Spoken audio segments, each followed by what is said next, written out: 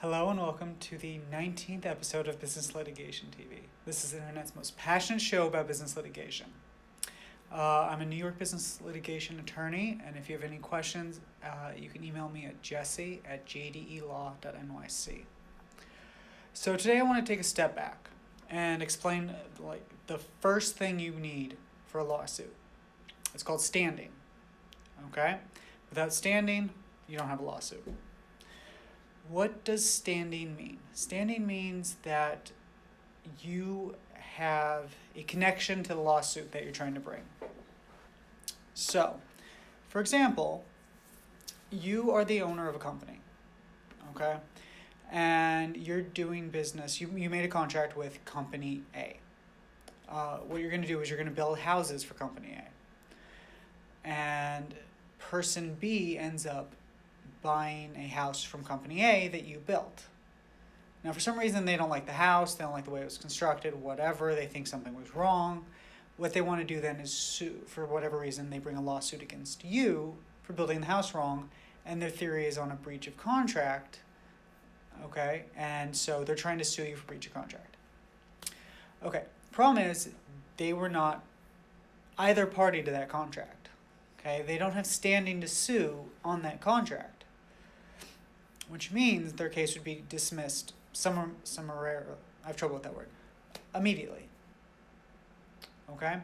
So, hopefully that explains a little bit. So standing to sue is basically you have the right to bring a lawsuit, or it affects you.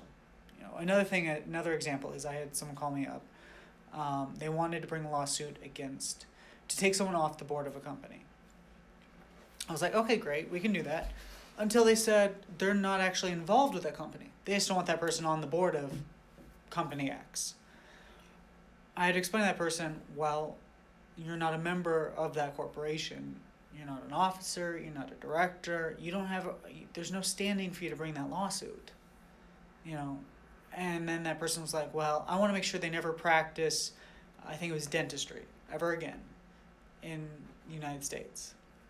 Not something they have standing to make happen. Okay, if you want to sue someone, you have to be personally involved in some way. It's your company, or you're trying to protect the company that you're a part of. You're a shareholder for the company. You have the contract with them. These are all things necessary for standing. Okay. If someone falls on ice and gets injured, and you're next to them, you don't get to sue for personal injuries. Only that person does.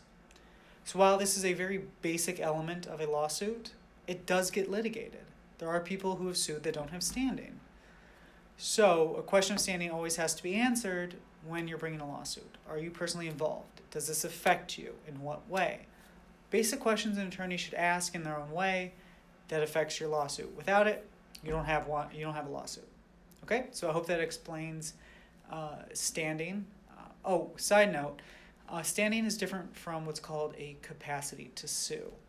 Okay, capacity to sue, if you don't have it, again, you can't bring the lawsuit, but it's completely different. You may have a valid case. It may affect you, but for whatever reason, like you're a minor or you are not all there mentally, okay, you lack the capacity to bring the lawsuit. But in that case, someone could just bring it for you. But capacity capacity to sue and standing to sue are very different, okay? But they both, if you don't have it, prevent you from starting a lawsuit, okay?